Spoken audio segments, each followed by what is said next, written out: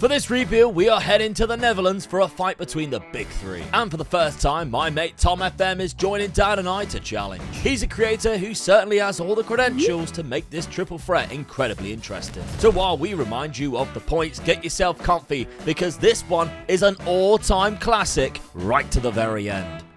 Right, here we go then in the Netherlands, and we've got ourselves a very tricky triple threat on our hands. Yeah, definitely, yeah. Dad and I are being joined for the first time in a rebuild versus rebuild by Tom FM. Welcome, mate. Welcome, Tom. Thank you very much for having me. I've been looking forward to this, and I'm excited to get started. Oh, yeah, and we've got a good one as well, I think, because in the Netherlands, the upcoming rise of both PSV and Feyenoord in the last couple of seasons, I think have left a nice little tasty rivalry in Football Manager as well, alongside Ajax, because too long it was just Ajax kind of dominating, but I think now they're three very equal sides. So this is going to be a good one, and Tom, you've been given Ajax through the randomness of AI just selecting three between the three of us. Yeah, I'm pretty happy with that, to be fair, because I think out of all of us, I've got the easiest start at least. I think Ajax will have a slightly higher reputation, so I might be able to get some better players in to start off with, and I think I should have more money than you guys as well, so I think I've been quite lucky. Absolutely, and you got Jordan Henderson. Yeah,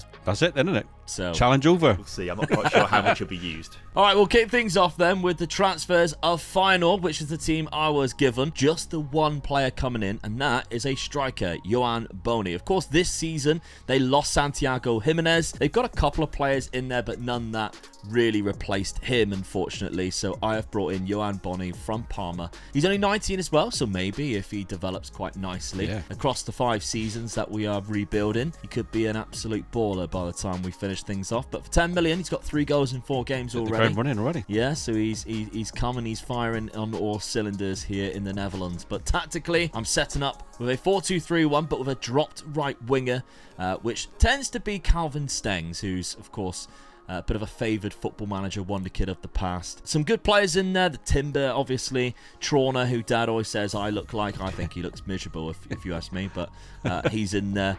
Hanko and Hartman, 2 very good left-sided players. And, of course, Bijlo or Bijlo, the goalkeeper. Also very good as well. So some cracking players to kick things off here in the Netherlands for me at Feyenoord. Dad, you were given PSV Eindhoven, of course. And again, just one transfer just coming in. Transfer, yeah. Left-sided centre-back. Really, usually quite hard to get hold of, so I grabbed this one while I had the chance, really. He's a good one as well. Yeah, only Valentin 20. Gomez, only 20 again. Youngster from Velez. Only paid £5.5 million as well. Seems like a bit of a steal. But tactically... Yeah, I think I've gone a bit sort of reserved there. I'm sort of like making sure I don't lose many games here rather than attacking and seeing I'm one of the top teams in this league. So, yeah, hopefully I can hold a good defensive line and maybe catch people on the break. All right, we got Serginho Dest as well being locked in at right back. And you mentioned being conservative. What we have discovered from these 3-way/4-way rebuilds that we've been doing is the points that you get, the amount of points that you get beating each other or just simply not losing against each other can really make a difference in the long run in terms of the points tally. One of us having a good cup run and knocking both teams out and winning the cup is hell of a lot of points in it. So that's it. And when you're the 3 best teams in the league, that can happen quite a lot. Yeah, so Tom, let's have a look at your transfers, mate, or transfer that you've done this summer, and talk us through your tactic. Yeah, just one player coming in this summer. It's Facundo Medina for me, left-footed centre-back. I just felt we needed a bit of cover there. I felt the defence was maybe the weakest part of the team. So we brought Medina in from Lens, £17 million. He's nothing standout about him in particular, but he's just solid across the ball. You know, he's pretty fast with 14 pace. He's pretty decent at marking with 14 marking. He's pretty decent with heading at 13 heading, and at 184 centimetres should be able to win a few decent headers. I'm hoping he scores once or twice from a corner. If we do need a bit of cover, he can play left back as well. So we've got a few options with him here, because this season we're playing a 4-3-3 with a defensive midfielder in there. Medina slotting in as our starting left centre back. We have some really good young talent in this team. We've got Brian Brobbery starting up top for us. We've got Jarell Harto at left back, of course. We've got Yuri Regier at the CDM spot as well. So there's lots of young talent. Kenneth Taylor as well, actually starting in centre midfield. Ajax known for developing youngsters, so I want to try and lean into this a little bit, but we'll see how things go across a few seasons if we try and match trying to develop youngsters, but also trying to win. So hopefully, like Harto and Sergio are going to get forward and help Berghuis and Traore and Brobbery in the attack, and that's the way we're going to try and score goals. Try and have almost like a front five in attack, essentially, with those guys pushing really far up the pitch. So I'm hoping for a pretty decent season. Lovely. Well, you started the season quite well as well. Only dropping 2 points there to NAC. You had to qualify for the Europa League, of course, because of Ajax's bad finish, possibly the season beforehand. But you're in it. You're in Europa League Group D. And outside of that, another 3 wins there with so many goals being scored, by the way. A lot of goals. Game that you dropped points is only because you conceded 3, because you scored 3 as well. But 8-1 against Go Ahead Eagles. Unbelievable stuff at the start. Yeah, with Berghaus scoring 5 of those goals as well, he's been very, very good to start the season off. So we'll have to see how he develops across the season. It might just be a bit of form at the start. He is, how old is he now? He's 31 years old. So for me, I'd be thinking he's getting towards the twilight of his career. We'd maybe looking to try and replace him with someone a bit younger and better later on in the video. But if he keeps scoring goals at the rate he's scoring goals, then I think, his starting spot is nailed down. And yeah, hopefully with a great start in the Europa League as well. We've got a pretty nice group as well at the start of it with Kiev, Bratislava and Stilkeborg. So we should be topping that with ease. Lovely stuff. Right, Dad, let's have a look at your starting fixtures, how you've kicked the season off. Because we've played each other and you've beaten me, which means Dad has picked up the very first point of the rebuild. 1 point. It was only in the Community Shield, but it's still a result against each other. Nice little 2-0 win there for you. Not too bad. I haven't lost a game, so I'm pleased with that, really. But you have dropped points. Yeah, that's the problem. But I still haven't lost, though. So, I mean, apart from you playing in that cup, which is it's a friendly, really, isn't it? At the beginning of the season. Apart from that, I haven't played anybody sort of like I would say it's going to be an hard game to test me at the moment. Yeah, I mean, you're great at home because you've scored 9 goals at home. Yeah. But it's the 2 away fixtures where you've dropped points. Yeah, and I thought the tactic I set up was more for being away, really, so more of a defensive role. So, yeah. Champions League group, though, you got PSG and Inter, so probably in the Europa League. Europa League next season, then? Yeah.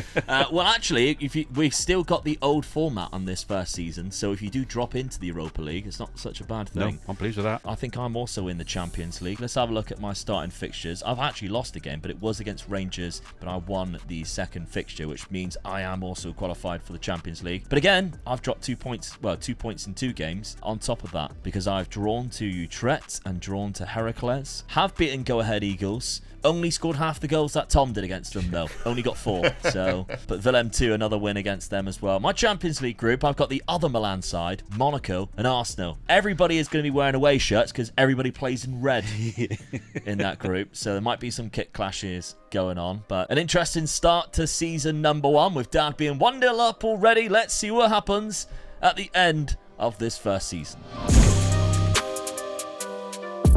Alright, that first season then, and Tom picks up the league title. Yeah, well done, Tom. Only lost 2 games. Well done, mate. Yeah, I can't believe that's a really, really impressive stat there. Only 2 losses. They were both to you, though. Yeah. So straight away, there is a couple of points that we have managed to claw back, despite the 4 for winning the league. But look at the goals that you scored, the 118 goals being scored. Miles more than either of us. Down in the 80s there, the mid-80s. But points-wise, winning the league by 7 points in total. So a dominant first season with me and Dad finishing in 2nd and 3rd place. If we're looking at the rest of the results that we played against each other, I lost 5 games, 1 against each of you. So again, you both pick up a point there. Tom actually beat me 4-0 when I went to Amsterdam, so that was a big one. A 2-1 against Dad's Eindhoven side. But then, Dad, you lost just 5 games, but just the 1. Yeah. Did not lose to Tom this year. However, when you did come to Rotterdam, I sent you back in with a 4-0. Yeah. Lovely stuff. The profile of the league, though, the top scorer was Johan Bonny. So, came in, not a bad little pickup for me. Got 24 goals. The highest average rating was Stengs. That's because he had the most player of the matches. And I had the most clean sheets. It's amazing how far I was behind Tom, considering I topped quite a lot of the statistics there. Because even in the assists, I had 3 of the 5 in there. Not bad. And Tom's top scorer was Burgess, who is 3rd place with 19, although you do have 16 clean sheets with Mateus as well, who is up there with Vilo, the Brazilian goalkeeper there. Is that the one from the Portuguese leagues? Yeah, it was Braga. I feel like, do you know when you play Football Manager so many years that you just come across these names and you just think, you've used him so many times. He has popped up. I probably have. Yeah, you know it's goalie. Yeah, so many times. And there's so many times where there's a player as well that I'll be sure this guy played like 5 years for Sunderland, for example, and it turns out he played 5 years for Sunderland in Football Manager, but he's been there so long for me in game that I just think he's there in real life as well. Yeah, that's true. Yeah, that always happens. So, interesting start to the season, but we're on Feyenoord here. Let's have a look at the competitions page. There's obviously a cup to win, and it has... Oh, I've done the Europa League! Oh, Tom, I did good for us, mate. Did indeed drop into the Europa League. I was on the same points as Monaco, with a better goal difference. So it must be down to results against each other. I lost 2. Did lose to Monaco and drew against them, but I went and beat Dortmund in the final, picked up a double because I also won the Dutch Cup, beating Dad 2-0 in the final, which is another point as well. So that's 4 for that, 5 for winning the Europa League. It's a cracking start here at final, despite obviously Tom pinching the league title. Lovely stuff. Well, to save it, the only thing that you boys would be able to do is win the Champions League. You just got to hope, Dad, you didn't get knocked out. So let's have a look at PSV. Obviously, we knew you runner-up. You stayed in the Champions League. You didn't get to the final, though. The final is being held against Bayern Munich and Manchester City, which means, unfortunately for you, Tom, as well, you dropped into... Well, you were in the Europa League, sorry, already. Manchester United in the Europa League quarter-final. And an early exit in the Cup. Yeah, it's frustrating. That loss to Man United 4-3 in aggregate is really tough, because I think if you've beaten Feyenoord, if you've beaten Dortmund, I think we could have beaten them as well in the semi-finals and then gone through to have a Dutch final, which would have been really good fun. But yeah, if we go to the Cup here, 3rd round exit in the Cup to FC Eindhoven, not even a top division side here. That is really frustrating for us. If you look at their schedule, yeah, they beat us 3-2. They scored in the 94th minute of that game to win it. We missed a penalty as well. It's all a bit up in the air. I love a late goal. So it's a frustrating game, that one. We didn't even rotate much as well, looking at this. It's a pretty decent starting lineup there. There's a bit of rotation there with a few youngsters playing, but again, we've got Satalo Medina starting at centre-back as well. Harto's playing in the team as well. There's at least 4 or 5 starters in there, so...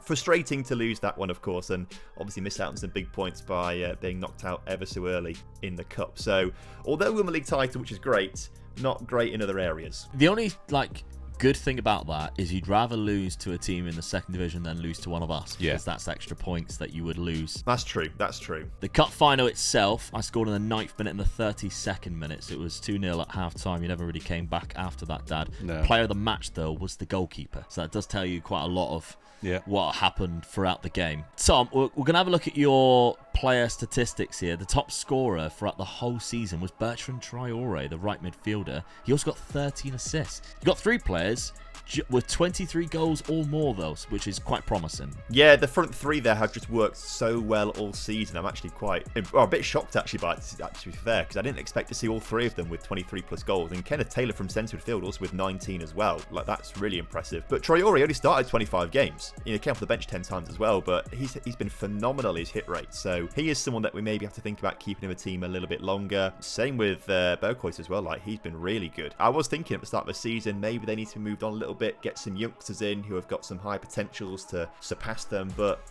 they're doing really well. So I feel like I'm being a bit harsh if I push them out of the team next season, so maybe I've got to rethink my plans. Yeah, I mean, a lot of the squad's chipping in with assists. There's 4 or 5 players. Well, actually, there's way more. There's about 6 or 7 players with double figures in terms of assists, so that's always a good sign, including your fullbacks as well. Yeah, again, so that's good. Serge Aurier was a player that I was thinking, he's 31, he's probably not the greatest anymore, need to think about moving him on, replacing him, but 15 assists and 4 goals is not a bad return at all. His average rating is sky high as well. Transfer budget, you got £26 million in the summer, but of course the Dutch league is never really known for a lot of money, so that's actually quite a good budget. Let's have a look at Dad's PSV Eindhoven side. 25 goals from Joey that's your centre midfielder. Yeah.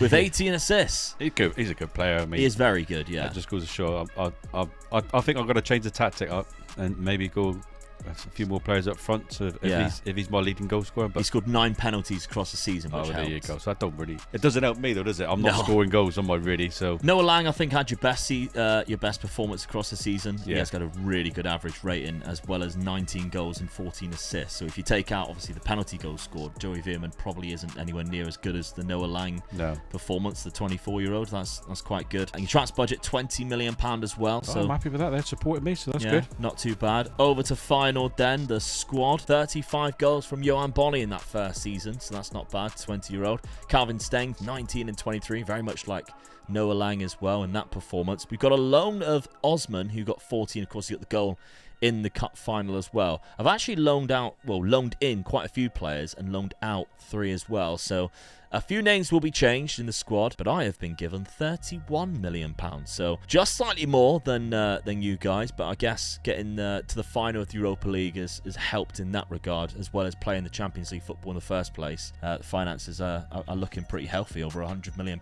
All right, Good season. Let's have a look at the points. Season 1 points then, Omega Luke with 11, Dad with 3, and Tom FM with 5. I'm about to go on holiday for 2 weeks. However, I've still got to take my laptop and set up the videos that are coming out while I'm away, but I'm going to be absolutely fine because I've got NordVPN. Just opening NordVPN itself automatically connects me to a virtual private network, already securing my browsing stuff on the internet. But then if I need to make sure it looks like I'm back in the UK for any reason, or maybe I just want to check out the Netflix that I know and love, I can just, with a click of the button, arrive virtually in the United Kingdom, as simple as that. There are plenty of other reasons why you can use NordVPN to help you while you're away, and I'll explain a few more of that in a second. But if you are looking at getting yourself a subscription, if you go to nordvpn.com/Omega Luke, I'll leave a link in the top description, get you an extra 4 months on top of a 2-year plan, which is already really good value for money. To be honest though, you want to feel safe wherever you're browsing the internet, even at your own home, and NordVPN can of course help you with that. They have plenty of software on there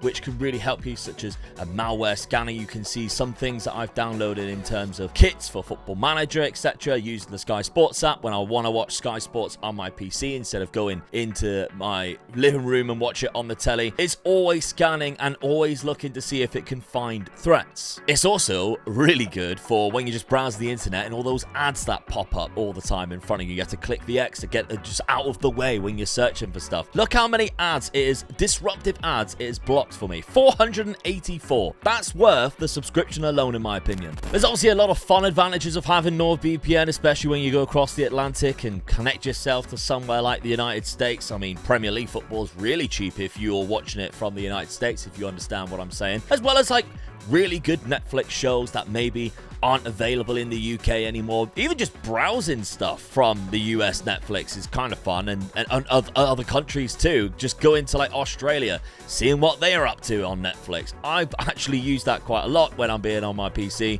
Just be like, well, I'm bored of the shows that I've got at my disposal now. So if you are looking at getting yourself a NordVPN subscription, again, nordvpn.com/Omega Luke, you can get yourself an extra 4 months on top of a 2-year plan. And I think you'd be quite surprised at the value of how much a 2-year plan is compared to how much it will help and protect you when browsing the internet. Your internet daddy is here to protect you once again. Thank you very much to NordVPN for sponsoring the video. Again, there's a link at the top of the description or in the pinned comments. All right, going into season number 2 then, I've took the advantage, but what have I done in the transfer market? Just 2 players come in, no players, first teamers at least, gone out. Free transfer, and I've loaned out Shaquille Van Persie in the hopes that he turns into as good as his dad in the latter stages of this rebuild. That would be beautiful. But bringing in Alan Velasco, an Argentinian player who can play on that left-hand side or in that centre attacking midfield spot. Can fill in other positions as well, but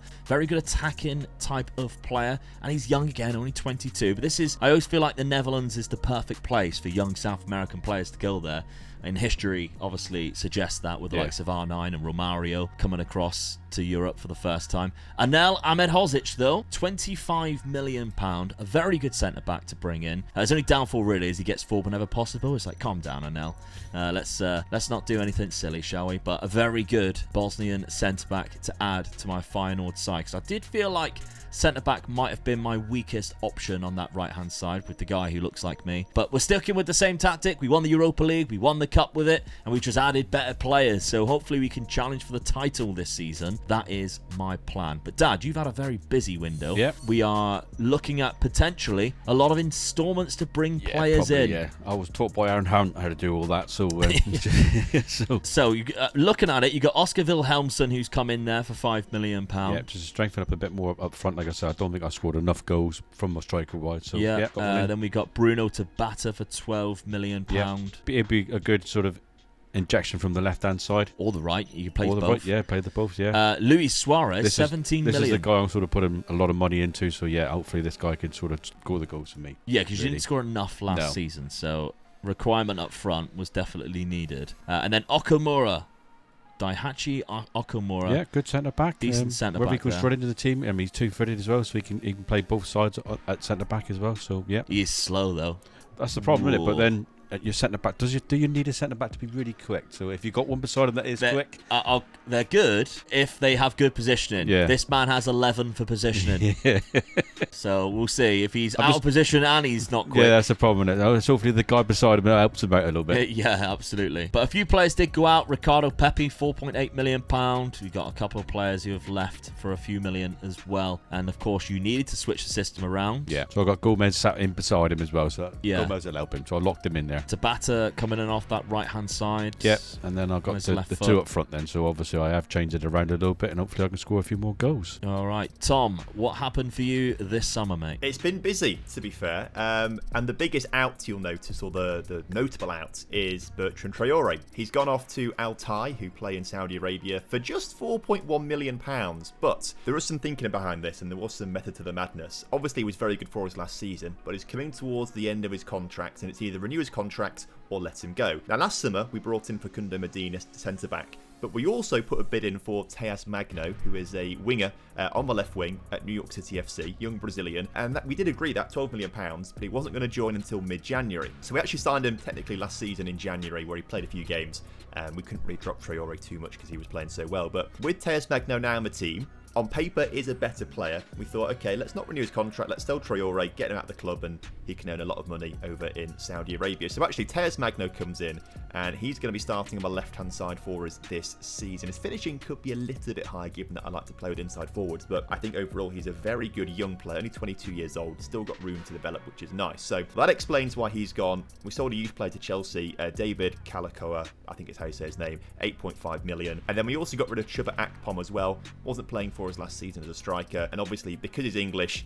has the English tax on him. So Aston Villa have come in and they paid £13.5 million for him up front, and then 16.5 down the line, or an extra £3 million down the line essentially to take it up to 16.5 million. So we had lots of money to spend, and I've ended up spending around 30-ish million or so. We started off with Mario Pasalac. Just wanted an extra body in midfield, some experience in there because it's quite a young midfield. So he's come in from Atalanta for just under £5 million. Feels like a bit of a steal bringing him into the team. Also wanted to replace Serge Aurier at right back, or at least get someone in who's a bit younger and be able to challenge him. So Juliel Rosas, he's Spanish. I'm not quite sure how you say his first name, to be fair. Rosas, though, coming from Sporting Gijon, where he's been there his entire career so far. 5.25 million. I believe that was his release fee clause, actually, which is why it was such a good deal, because he's already valued double that here, despite playing in a lower rated league, essentially. So that must have been his release fee clause. So he should be quite good for us. A very physical player for us down that right-hand side. Did want to improve the backup on the right-hand side of the attack. So Hakon Evjen's come in from Bodo Glimt. He'll be playing off the right-hand side as a backup there. Pretty decent player. Got one cap for Norway till at 24 years old. So I'm excited to see what he can do at the club. I've also brought in a youngster in Asan Ouedraogo, I think is how you pronounce his name. Only £3.5 million from RB Leipzig. Now, he's only 18, but I know in Foot Manager he's got big potential. Whether he's going to reach that potential in the time frame that we've got, I don't know. But I thought for the money that I had left over, we'll bring him in. And I also had a plan to bring in a new goalkeeper because who's the keeper normally? It is Remco Pasveer. He's 40 years old. We had Matthews last season on loan from Braga, but we weren't able to bring him back this season. So I wanted to bring in a new permanent goalkeeper. So the plan is to bring in Alexander Nubel. Had a low release fee clause, I think, at Bayern Munich, thinking, great, this guy's going to be amazing this season for us. And then I realised he's not joined the club yet. I'm like, what's going on here? Turns out he's got a 2-season loan at Stuttgart, so he's not going to join us until the start of season 3. So then I start panicking, and I'm like, oh no, I've not got a first choice keeper now. I need to find someone quickly. Look on my loan list, who's available for loan? And guess who's available for loan? It's incredible. We have managed to bring in on loan Mamardashvili from Liverpool, because he's obviously not going to start ahead of Alisson, and they want him out on loan apparently. So we've actually got maybe a better keeper than Nubel on loan for the season. That's the transfer window this season. It's quite a lot, but I think we're going to be quite good. Yeah, busy one, mate. And sticking with the 4-3-3 from last year as well? Yeah, sticking with the exact same formation. There's no need to change it, I don't think. We were dominant in the league. I think we got unlucky in the Cup and in the Europa League. So I think sticking with what we knew works well. We'll go with it. Lovely stuff. Well, start of the season, it's 5 wins from 5 and 2 victories as well against us. Yeah. So that's 2 points straight away that you're picking up immediately. A 4-1 win against Feyenoord in the Super Cup, and a 1-0 home win against Dad's PSV Eindhoven in the league, as well as 3 other victories. Yeah, I'm pretty happy with that, particularly with Brobbery starting really strongly as well, getting 4 goals in those 5 games, so that's pretty good to see the youngster still developing. If he scores 30 goals this season, I'll be very happy. I want to see that improvement from him as well, but also some of the new boys helping out a little bit here as well, with the likes of Hakon Evian getting a goal there as well, but also bringing Carlos Borges into a team this season. I think he was out on loan last season and he's come back this time around, and I'm hoping to start him a little bit as well. So we've got loads of movement on the wings essentially with our players this season. We've got quite a lot to see what we can work with. Yeah, Champions League fixtures, there's a couple of tricky ones in there. Man City and Barcelona, I've noticed. But the rest of the teams are sort of like on the same level as Ajax, so it stands a good chance of possibly a qualification through in that regard. I'd like to think so. We're not going to get top 8 based on those fixtures, I don't think. But I mean, they're all pretty tough. Bodo Glimt should be an easy win, but actually, you know, Roma Benfica are going to be quite tough. Villarreal Valencia are going to be quite tough. I mean, Villa Barcelona, Man. I mean, to be honest, we may not actually make the knockouts based on those fixtures. I reckon it might be a bit of a struggle. All right, we'll see. Dad, let's have a look at your fixtures at the start of the season, because, of course, we already know about one league fixture which you lost. You also dropped out of the Champions League, losing to Benfica. Well, they gave me a right ration, didn't they? Yeah, so. you got absolutely knobbed in that second leg, 6-1 there. Oh, dear, dear, dear. But it does mean you drop into the Europa League, which isn't a bad thing now, because you can't do that anymore in the new format after the first season. Next game against you as well, so... Yeah. Some wins in there in terms of the league, the rest of the fixtures in the league. Yeah, so not too bad. Other than the loss to Tom, it's not a bad start whatsoever. And Europa League fixtures that you've got, I would say you should be able to go through. I mean, AC Milan's in there. That's quite tricky. Yeah. Galatasaray are probably looking for revenge because you knocked them out early in the Champions League qualification. You've got to play them again and away from home. Oh, going to hell. Yeah, oh, so dear. that's a tricky Suarez one. has started scoring a few goals for me as well, so yeah, I'll be happy if he scores 30 as well this season. Yeah. Instead of Joey Veerman. Yeah. But let's have a look at the start of my season. Other than the cup loss, I haven't started too badly. I have lost as well to Bayern Munich, who won the Champions League last year, so Harry Kane's had a wonderful time lifting the Champions League trophy. But I have won all of my league fixtures, which is a good start, and 5-0 in 2 of the fixtures, which means I currently sit top of the league, but anything can change. Of course, there they are again, the Rats of Rennes. I've got to play them in the first Champions League fixture. They show up every single rebuild. Tom, me and you got to support Rennes, right, mate? No, they are horrible human beings, or just a horrible club. Do you know about my hatred for Rennes, Tom? Are you aware of it? I'm aware of it, yeah. I'm aware of it. I think most people are probably aware of it at this stage, I think. Yeah. I like the fact that I still get comments go, I know Luke hates Rennes, but I still don't know the actual reason. And I think that's like quite cool, just like a mythical thing. Like, nobody knows why. There's only a few that does, but yeah. I like the covers that comes through as well. So I got beat by Rennes, so I'm with Luke now. I hate them as well. Yeah, honestly, I reckon about 4 or 5 times a week I'll get tagged or sent something about people beating Rennes. I love it, so thank you very much for that. Season number 2 then. Let's get things underway after I took an early lead and see if the other 2 can start pulling some trophies and points back. Alright, season number 2. Feyenoord are your champions and unbeaten season as well. Good season. 0 losses across the season. That takes some doing. Well done, mate. Yeah. Only actually conceded 19 as well. Yeah, that's why you won so many. Yeah. Disappointing season for you, Dad. Dropping down to 4th place. Yes, what happened there? Yeah. Oh, dear. I go more attacking and I'm thinking, gets worse. Although I did notice we now have 4 teams qualifying for the Champions League in this. So obviously the Europa League win last year and doing well in the competitions in Europe in general has allowed for the Dutch to have an extra position, which is good for us, to be fair. Let's have a look then at the other losses, because we know I didn't lose any, so there's no points gained on my behalf. But Tom, you lost 6 fixtures in total. 3 of them were against us, dropping 3 points there. Yeah, it's a bit of a frustrating season. We're 4 points worse off than last season. I think we've not scored as many goals as well. Brobbery's top scorer in the league with 20, but he got 25 in all competitions this season, so only a slight improvement on the previous campaign. It's just not been as good, and it's a bit frustrating because I felt like we did strengthen the team, but I guess letting go of Bertrand Traore was a bad idea in hindsight, maybe. Yeah, he was the key. That's the lesson you've learnt there, Tom. He was the key for Ajax's success last season. Not me at all. Especially because exactly. Magno has not done as well either. Magno with his 10 goals, 7 assists, nowhere near the levels that Traore got last season. So maybe a mistake Couldn't even in clean swapping his out the boots, experienced mate. play with a youngster. 7 losses for yourself, Dad. Only one of them, though, was against us. So, one loss there to Ajax, which we've seen at the start of the season, of course. Yeah. You drew 7. Those were the other 3 fixtures, of course, that we've seen. Whereas Tom, of course, lost against you in the other game. So, not too bad. But yeah, we're looking at the player statistics. Brian Brobby is top of the with Sidney van Hooijdonk, which is obviously his dad was a player as well. Yeah, good one as well, yeah. Calvin Stengs and Johan Bonny up there, 19 and 18. Average rating is dominated by Ajax and one final player up there as well. Ruben van Bommel, who's another son of a cracking player. Marco van Bommel, he always turns out to be good on this as well, Ruben. And then Carlos Borges actually had the most player of the matches because of that 25 league assist season. That is mental, by the way, Tom. Yeah, I'm impressed with him. Like, he came out of the woodwork, really, because he was on loan at Wolves last season. Yeah, he did okay at Wolves, nothing impressive, but I thought, let's bring him into the first team this season, see what he can do, and yeah, he's now the first name on the team sheet.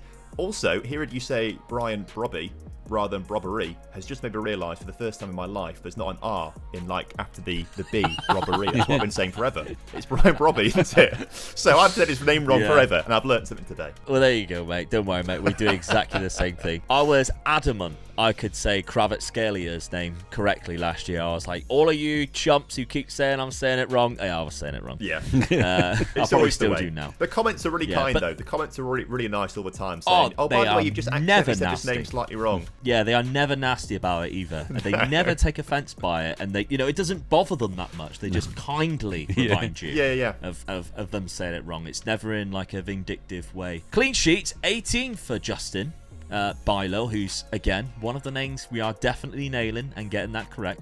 He got 18, which is obviously really helped the fact that we've stayed unbeaten throughout the season. Scored the most finals names here is quite a lot if you're looking at the team overview on statistics. Fewest conceded, only 19. The most dribbles as well. Clean sheets, we've done very well this season, but what about in the other competitions? Because this points is won and lost in cup games where you have to face each other. Competitions for Feyenoord, and we were knocked out of the quarterfinal by Dad's PSV Eindhoven. And unfortunately, I got all the way to the Champions League semi-final before Manchester City eliminated me. So good season, really. Yeah, gutted. Let's have a look at your competitions page, Dad, and see how PSV Eindhoven runners up in the cup. Oh no, that's left it wide open there. That's twice I've lost the cup final. Yeah, 2 seasons in a row. I'm losing a lot of points, aren't I? Quarter-final by Galatasaray. I told you they'd get their revenge. I told you they'd get their revenge. Yeah, they'd get their own. Yeah, I mean, we can have a look at the Europa League, because I think me and Tom was both in the Champions League. They beat you 8-4. What a tie that was. Yeah. Unbelievable in the quarterfinals. Round of 16, you knocked out AC Milan, and the second game was a 5-5 draw. Unbelievable stuff there. You played in the knockout playoff round, eliminating Olympiacos, and in the league phase itself, finished in 19th there, 1-3, 7-4 against Basel. Nice there. Like two draws there. Again, Galatasaray beat you when you went there. Yeah. So knocking them out was probably the worst thing that you could have done, because they've really ruined your season in some ways. Tom, though, looking at your competitions page, there isn't a cup win. No, it's been a poor season, really. It's frustrating. Obviously, second in the league, another third-round exit in the Dutch Cup as well. So that's to FC Twente this time, who are a top division side. So at least we're losing to a team in our division this season. But the frustrating one, the one that's really got to me, is knocked out the knockout playoff round in the Champions League by Feyenoord Rotterdam. It was 5-2 on aggregate to you. So it was a pretty decent first leg, actually, 2-2. But then Johan Bonny's come in and scored a hat-trick to win that one for you. So that's really frustrating, actually. If I look at my entire Champions League, actually, we didn't beat Bodo Glimt. That was the one game I thought we'd win, but we lost 2-0 to them. But we managed to beat Benfica, Man City, Villarreal, Valencia, but then it's Feyenoord that end up being too strong for us. So that's frustrating. Again, knocked out a little bit early on, maybe after we got through to those knockouts. We thought we could have gone a bit further, but coming up against you there, at the moment, you're too strong for me. Yeah, I mean, I'm annoyed that Rennes has finished highest. I've lost one game. It wasn't to Rennes. I lost to Aston Villa, but I did draw against them. I was going to say, I noticed they didn't lose the game at all. So. Yeah, drew against them. So that's better than losing. But I won 4 games, beat Inter Milan, which is kind of nice. Obviously, knocking Tom out of the knockout playoff round, but then the round of 16, I eliminated Barcelona. So I had a good run into the semi-final, because then Inter Milan was next. Beat them twice in the season, and then beat them twice across both legs there, because I beat them 4-1 in the second leg and 2-0 in the first leg. So 6-1 on aggregate, absolutely destroying Inter Milan, and then unfortunately losing 7-4 on aggregate to Manchester City, who lost to Real Madrid in the final. So I'm actually really happy with that season, because although obviously I only won the league, but I didn't manage to pick up the cup. The cup was won by AZ Alkmaar, who beat Dad on penalties. Huge opportunity missed there for your dad. Yeah, definitely, yeah. But, I don't know. Yeah, you still picked up some points, though, for victories in other fixtures. Tom, Brian Brobby, or Brobbery, as you were nailing it, 25 goals, was your top scorer this season. But yeah, the highlight was definitely Carlos Borges, with 18 goals and 28 assists in just 41 games. Yeah, he's been the standout star for me, and a player that I wasn't expecting to be all that good, sort of on the periphery, coming back from loan, but no, he's come in to be the main man. Again, Kenneth Taylor, really strong season with 21 goals from a central midfield. Really pleased with him, but it's just the drop-off in productivity from other players around that just hasn't quite worked out. I mean, Sergio Aurier's not been playing this season. He's been playing behind Rosas, who's got 13 assists, to be fair, so it's only 2 less than Aurier got last season, so I'm okay with him being in the team and things like that. But just across the board, a drop in productivity, I think, and it's just not been quite as slick as it was season 1. Well, you've got £18 million to correct that, and of course the arrival of Alexander Nubel in goal. So there's a chance there to pull things back. We're looking at PSV Eindhoven now, and 28 goals from your new striker, Luis Suarez. Good start to the career at PSV, yeah, so pleased with that. Marcus Leonardo was a good loan deal as well, 18 goals and 5 assists. Yeah, the trouble is with loan deals, you have to give them back. Yeah, I know, that's the problem, because I can't afford 94 million. At 17 goals and 19 assists from Bruno Tabata, which was very good as well. Yeah. Joey Veerman done well again for me as well. Yeah, 15 goals and 11 assists. That's really good from midfield. Yeah, not pleased too with that. bad. My transfer budget's definitely going to help me out this season, is it? No, the minor £6 million budget, meaning you have to sell £6 million before you even have a zero budget, which also includes free transfers. We learnt the last time this happened. You can't sign a free transfer with a minus budget. You have to sell players. So your hand is being forced immediately there. But let's have a look. Hopefully I haven't been given that. 25 and 15 for Calvin Staines, who was the top scorer for the season. Johan Bonny was 24. Although he's still scoring, he's not getting any better. That's 2 seasons now. He's played almost every single game, and he looks exactly the same as when I bought him, despite scoring so many. Ivan Yusek's done all right, as well as Ezequiel Ballord, who was a loan player, or a player who was loaned out first season. I have £14 million, but I don't have much of a wage budget, so I think I'm definitely going to have to sell players if I'm wanting to bring anybody in, because that's not really going to give me a lot of budget either. But all right, let's have a look at the points then at the end of season number 2. Season 2 points are Mega Luke with 8, Dad with 3, and Tom FM with 2, meaning the total points are Luke with 19, Dad with 6, and Tom FM with 7. All right, season number 3 then. Once again, Shaquille Van Persie going out on loan, and AZ Alkmaar are paying me money to loan him as well, which is always good, getting an extra £2.6 million out of them for that. But unfortunately, I did lose David Hanko. £41 million was spent on the Slovakian, who can play left back and centre back. He's gone to Al Ittihad in Saudi Arabia. Quite a lot of money brought in though, and I did have 100%, which has allowed me to spend all £65 million worth. So Mateus Sule was the first name that I brought in. £22 million, can play attacking midfield or on that right hand side. Very talented young Argentinian player there. Omar Marmoush, who was very cheap and transfer listed by Manchester City, was the second pickup. up just £11 million there, so not too bad at all. Of course, he was very good at my my beloved Eintracht Frankfurt. So Maro Perkovic, though, was the replacement for David Hanko, plays exactly the same two positions. I arguably think he is a better defender, though, than Hanko. I think Hanko's better going forward, but Perkovic as a defender and as a centre-back, which is what I need him for, I think he's a better player. Although now I do have both centre-backs with gets forward whenever possible. That could be a problem. You're very good at crossing, though, so just tell him to stay back. 9 ain't bad for a centre-back. That's like Harry Maguire levels. Yeah. Sorry, Harry Maguire's at 20, of course, in crossing. Finally, we got Fausto Vera for £11 million again from Atletico Mineiro.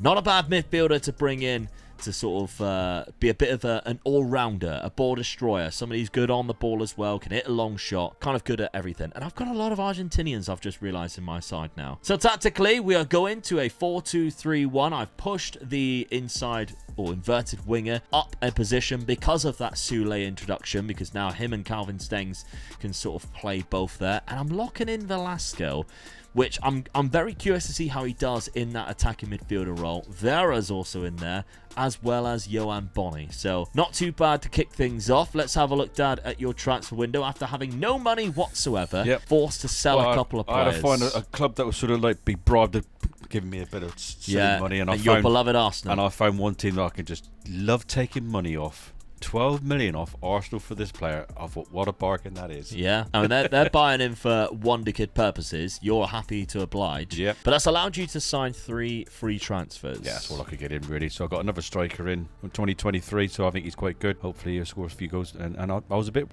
weak on the right, but I signed this player quite a lot because he covers both sides. So yeah, I think it's a good signing, really. Kyle Walker-Peters, and then finally Vutsov. Good keeper. You know, like I got DTs when I don't sign a keeper, so I've managed to get one in, and what a good one I've got in as well. Only 23, and I think a keeper at 23 being that good, it's a bargain. Yeah, I mean, it took you 3 seasons, but you finally brought in a goalkeeper. Got him on free as well. That's a hell of a sign, isn't it? Yeah. Tom, what happened for you this summer, mate? Yeah, the context this summer is I'm getting rid of big earners. So Remco Pasveer, he has retired. David Klaassen, Steven Berghuis, they've left the club at the end of their contracts. I've also finally been able to sell Jordan Henderson. He was a thorn in my side, trying to get rid of him since day one, essentially.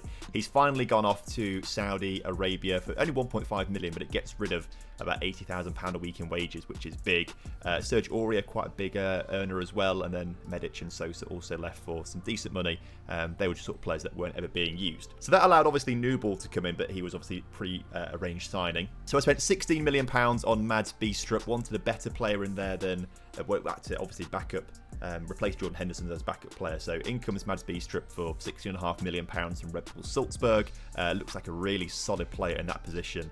So I'm really excited to see what he can do this season. I think he'll be underrated. Brought in another centre-back as well. It's a right-footed centre-back in Marcel Ratnik. He's sort of a backup at PSG, or never really got into their first team particularly. But at 21 years old, still can develop a little bit. Only cost £15 million, and I feel like he's going to be quite an important player for us this season to help in the depth of the back line. But the context of getting rid of all those expensive players was I had tons of wage money to spend. So when I looked at players who had contracts expiring, Dominic Calvert-Lewin at Everton wanted to leave the club for at the end of his contract because he wanted to move to a bigger club.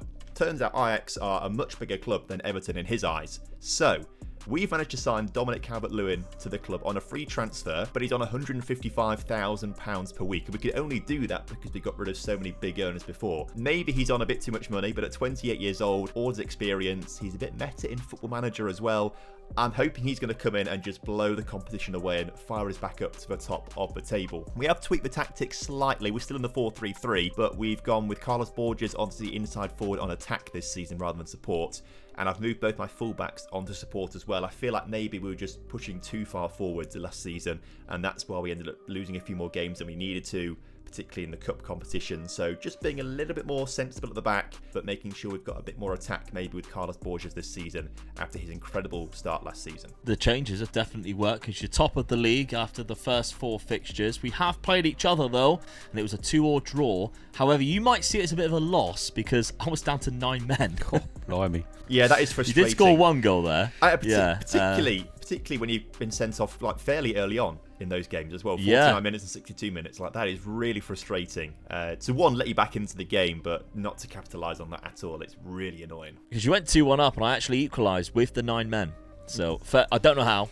No idea how, but Beelin scored in the 86th minute, and I'm guessing at that point I wasn't even playing a striker. But outside of that, bad result possibly, 3 wins, and you are currently top of the league. Champions League fixtures, you've got PSG in there. Salzburg, of course, you just pinched probably their best player in Biestrup.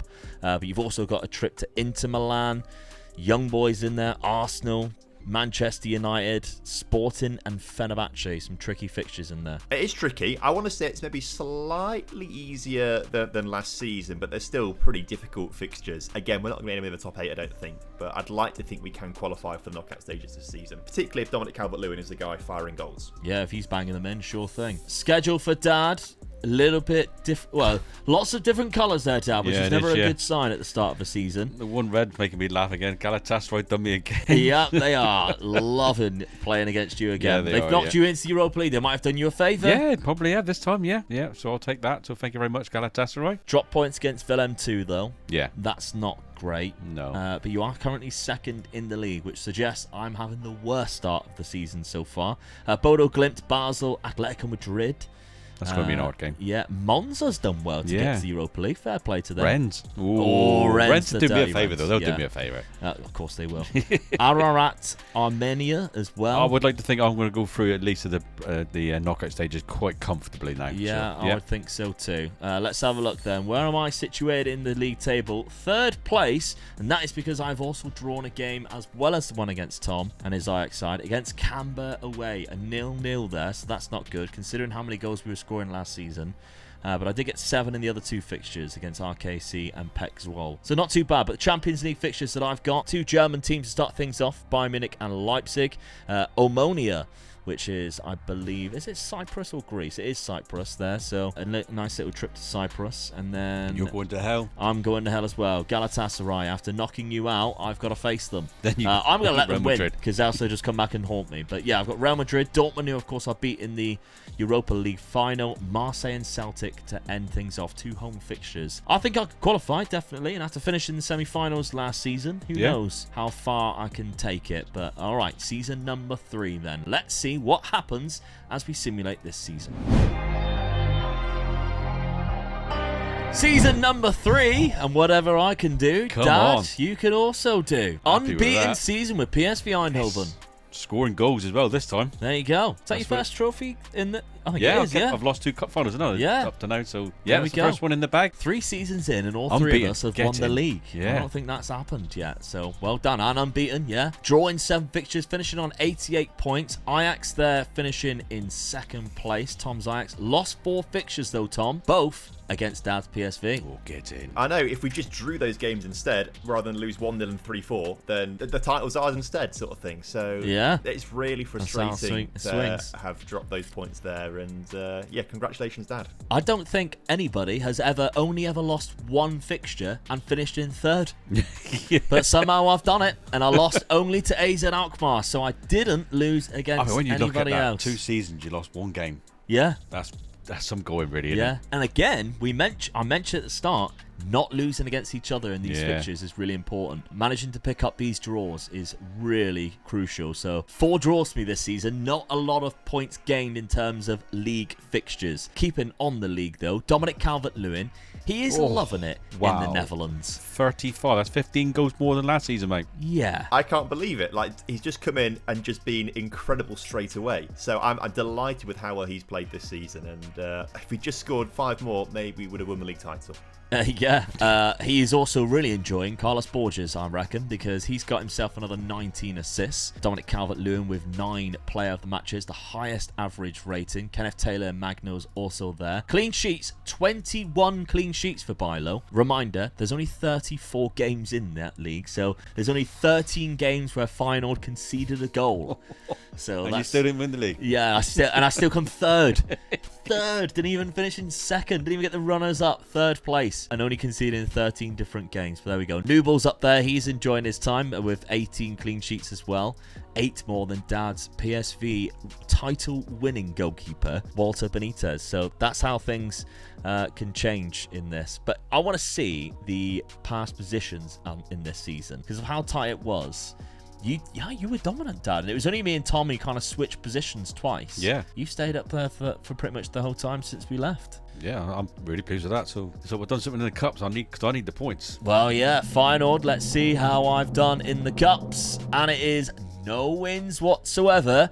And unfortunately, a quarter-final exit by Tom's Ajax. Ooh, so there's a couple of points there picked up for Tom. Dad, let's have a look at your competitions page. Oh, I'm getting fed up with seeing this runners-up. How many cup finals have I got to lose in? In the Europa League and third round exit in the cup.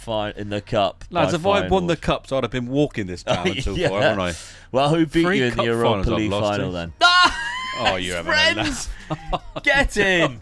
Well, I did say I like Rennes, but I don't anymore. Oh, I love them now. Yeah, my favourite team. Oh, you The Rats of Rennes. Come on, Rennes. You're supposed to do me Europa a League favour here. winners. That is absolutely perfect. Sometimes Football Manager writes for itself. Tom, competitions page. Surely you have gone on and won cup winners. We have done. knocking We've me won out. the cup, which Yeah. is amazing. Finally, a trophy this season. I felt a bit nervous last season after not winning a trophy, but to go through all of that, beat Dad in third round, Luke in the quarterfinals.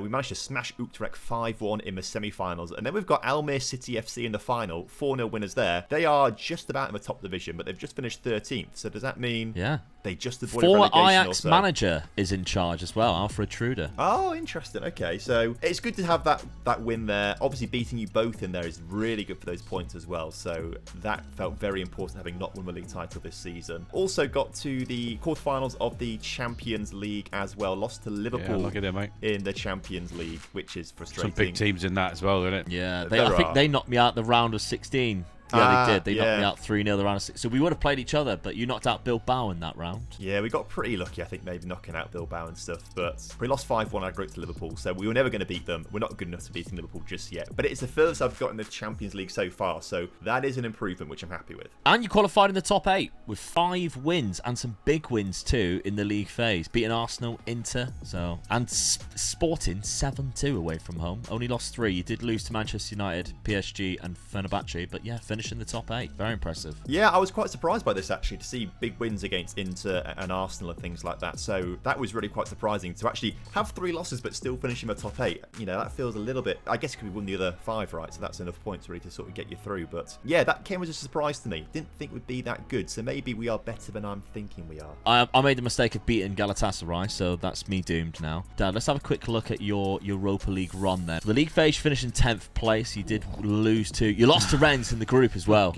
Twice. Brilliant. Couldn't write this. Knockout playoff round. Beat Legia Warsaw in the round of 16, knocking out Genk on penalties as well.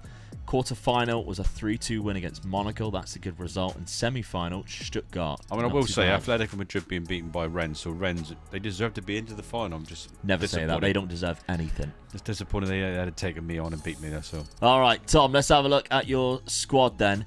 Dominic Calvert-Lewin. Wow. What a player. 46 What a first in season. 46. It's insane, that, isn't it? 46 goals in 46 games. I can't believe how well he's just landed and just dominated everything. He's done so well. Worth the 150k a week now? Definitely. I wish I could pay him more, actually, at this stage. He deserves every penny, I think, at this stage. So he kind of makes up for the fact that no other player has got more than 16 goals in the team. Obviously, season 1, we had 3 players with 23 goals plus, but Dominic Calvert-Lewin has taken over the scoring reins and maybe is allowing other players to play with a little bit more freedom around him to try and just focus on their games a little more and lead the goal scoring up to him. Good assist numbers from Carlos Borges once again, 23 for him in 41 starts and 1 substitute appearance. Tez Magno starting to play a bit better this season as well.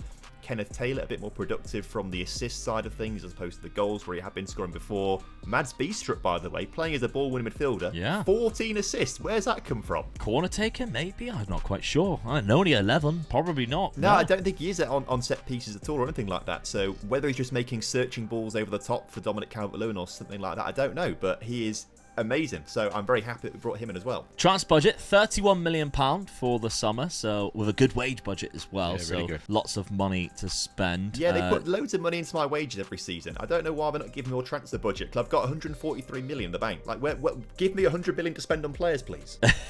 So Calvert-Lewin. Yeah, yeah. He's worth 100 million now. Yeah, Dad would buy him off you with his minus £8 million. Come on. Unlucky Dad. I've just won the Mingin League for them. Unbeaten, winning the league, minus £8 million. I mean, your finances, you got 21 million in the bank. I don't understand where this is. And you ain't even got any debts. The transfer debt, though, is 16 million. So maybe it's all the installments that he did season 2. They don't trust me now. Which is coming back to bite you. Yeah, they seeing you coming. But a good league win nonetheless. 27 goals from Luke de Jong. Yeah. So he's still Very going. surprised. 35. It's very rare. I got a 35-year-old in my team. Yeah, I think he didn't have your glasses on. Because if you realised that was a 3 in his age instead of a 2, you would have sold him. Yeah, and he's not worth much now, so I'll just keep him now. Luis Suarez, though, 24 and 12. Still good. Yes. And then Malik Tillman, who's come into the lineup, 19 and 15 there. Eddie Salcedo, 19. Yeah, a lot of people scoring goals. I've got to be happy with that because we won the league unbeaten. So, yeah, it's a great season. Yeah, Just looking disappointed forward with to the the new cup. tactic you're going to switch to next season when you tinker, which is, of course, exactly what you normally do. Johan Bonny was the top scorer, 27.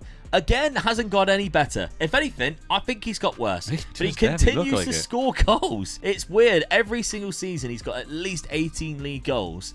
But his attributes have just stayed exactly the same. It's so bizarre, but fair play. Mateus Sule's had a good year as well as Ivan Yusek.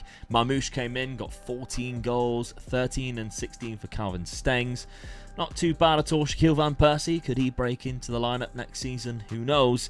I've got £32 million to spend, which I'm actually quite surprised with, considering how bad of a season I did have. But there we go. All right, let's have a look at the points. Season 3 points then are Omega Luke with 2, Dad with 6, and Tom FM with 5. Meaning the total points are Omega Luke with 21, Dad with 12, and Tom with 12. Right, going into season number 4 then. Now, a couple of losses, unfortunately, to my team. One of them being Hartman for £36 million going to Newcastle. I felt like it wasn't a release clause. I felt like the money was too good to turn down because I could replace them quite well. Now, Hartman is a very good defender, but I think Yilmaz, his replacement, is better going forward. That dribbling, first touch, and crossing ability with passing as well, and he's not bad defensively. I would argue he's a better player.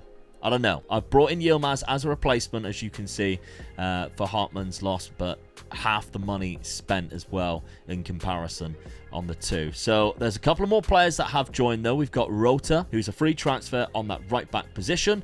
Looks like he's had a trip to Turkey at some point, looking at those teeth. Lovely stuff. Well done. And then Diogo Dalot, which I don't really sign very often. He was at Arsenal. So Manchester United binned him off to Arsenal. I then signed him £17 million, half as much as what they paid the season before, which is kind of mental, to be fair. But he only played 4 games from at Arsenal, so 17 fixtures. It cost him a lot of money per game, didn't it? Oh, yeah, absolutely. £17 million he cost me. He played the exact same amount of games already, and we're at the start of the season. And then I've gone for a striker, Dion Drena-Belgio. Very talented player, left-footed, big lad as well, 6'5". Of course, the Omega Luke injury thing isn't too bad, to be fair. I've avoided it so far, but the curse of getting an injury in August still reigns supreme on my channel. Tactics, switching things up a little bit. Of course, I did have only 1 loss in 2 seasons, but I need to go for it, to be fair. I need to make sure that I'm winning these cups instead of seeing other people lift them instead. I'm doing well avoiding the losses. That's the main thing. So we're going with a 4-2-2, basically moving a centre attacking midfielder further forward. Now that I've got Belgio, Marmoush, of course we've got a couple of other talents, Johan Bonny, who's been scoring goals as well. Now, Dad's just won the league title, invincible as well, and of course he has decided to change his tactic. Yeah. With your minus budget, though, Dad, you did sell Noah Lang, who was very good for you a couple of seasons ago for 16 million. Yeah. He's a winger, and as you've seen from my tactic already, I'm not playing a winger, so no. I got him out and get me a little bit of money to come in just to sort of help me out a little bit. Well, because you can actually sign somebody. Yeah, that's right, yeah. Boulaye Dia was the first one, free transfer. This is another striker, which, yeah, so he's quite good. And then we've got Lucas Toro. Centre midfield, defensive midfielder, so that'll help me in that position, really. I mean, signing these sort of type of players is what made me sort of change my mind with the tactic, to change the tactic. Jacob Modder, who I didn't realise was leaving my club. He wasn't very happy. He said it wasn't like bringing a bunch of puppets out there, so he said, I'll come with you anytime. Yeah, he said, I can't believe we only lost one game in 2 league seasons. I'll leave. So I've gone to that tactic, and I'm losing cup finals. I'm losing important games. So I've got 3 sort of good strikers now, and I wanted to get them all into the team. And this is how I think I can do it.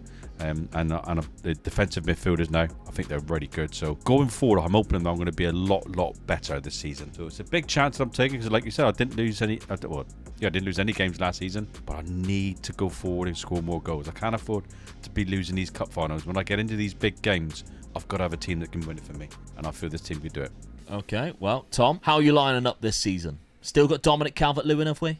He is still going to be starting up top for us this season, but a lot of change has happened. I asked for £100 million last season, and up to the board weren't going to give it to me. So I took matters into my own hands, and I sold Kenneth Taylor to AC Milan for £74 million, and Rossas, the right back, to Al Ahly in Saudi Arabia for £46 million. So that's an extra £120 million I've been able to spend this upcoming season, and I have spent it. We started off with the signing of Sudakov for £26.5 million from Shakhtar Donetsk. He comes in to kind of replaced Kenneth Taylor in the centre of midfield.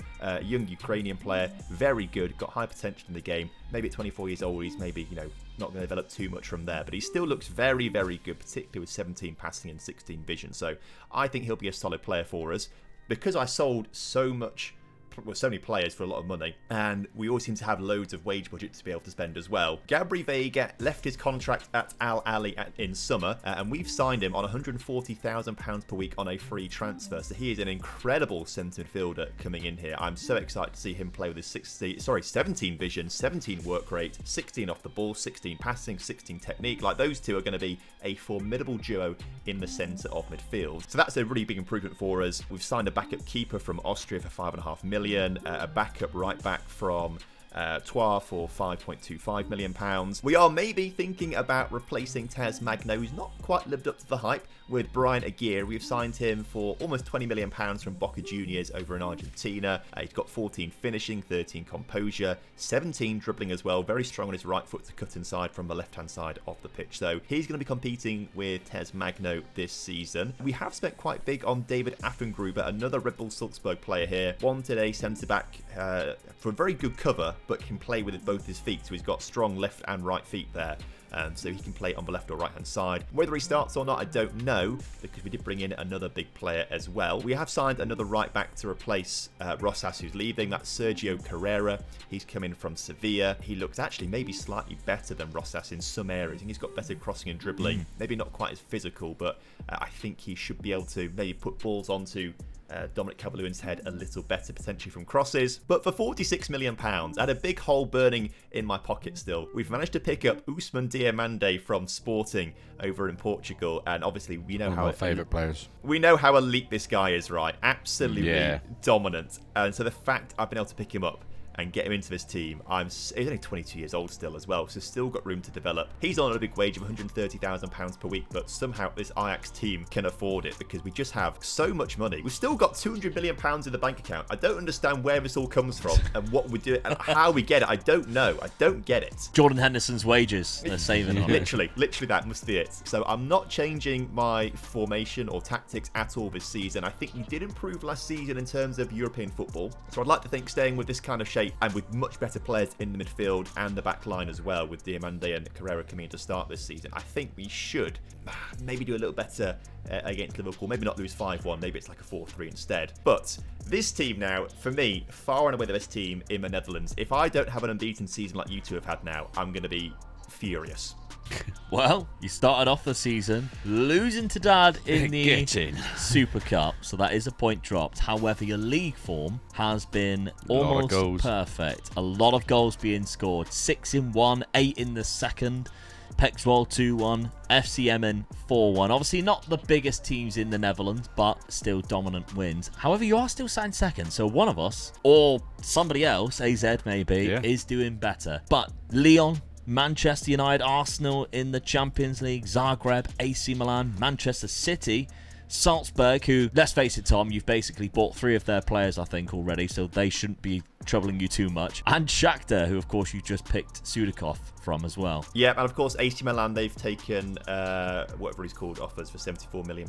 I don't care about him now. He's at my head. I can't remember his name. Kenneth Taylor. Yeah, Kenneth Taylor, that's the one. Yeah, you can say goodbye to him. He's long gone in my memory now, so we'll see how he does against us in the Milan game, yeah. Okay, well, let's have a look at Dad's fixtures at the start of the season after switching from his invincible tactic in Season 3. You have started the season very well, but again, you've won every single game and sat in third. True. And AZ Alkmaar was one of the teams you beat. Yeah. So maybe it's me who's top of the league at the definitely start. looks that way, innit? And scored quite a few goals as well myself. So yeah, it looks like the slight change I've done might be working for me. So yeah, I'm pleased with that. You've also got to face AZ in the Champions League. I hate it when that happens, but still. Real Madrid as well, away from home. Inter Milan away from home by Leverkusen. Barcelona. Come on, what's going on here? I mean, Benfica gave me an absolute tanking last time I played against them. Yeah, some tricky that's not looking good. In the Champions League. Europa League for me, I think. No, you can't drop in. Oh, they stopped that already, have they? Yeah. All right. That's me finishing. Just out of it completely. I'll just win the league and cup double. Always next year. Let's have a look at my fixtures at the start of the season. I think, it's me who's top because I haven't even conceded a goal yet. 7-0, 4-0, 3-0, 3-0. Again, against not the best Dutch teams, though. So I think Dad had a more impressive start because of the win against AZ Alkmaar. But Champions League fixtures, I've got Manchester United, AC Milan, Ghent is in there. Away to Galatasaray. Oh, God. Again. I beat him last year as well. It's not going to be good, is it? They're going to cost me. Liverpool's in there, Juventus, Celtic, and the Rats of Rennes. I've got to face them again. So I reckon I'm going to get knocked out of this Champions League because I'll lose to Rennes, Galatasaray, and probably Man United. But there we go. All right, we are 4 seasons into this now. Points are becoming ever so precious. Let's see who picks up the most in season number 4.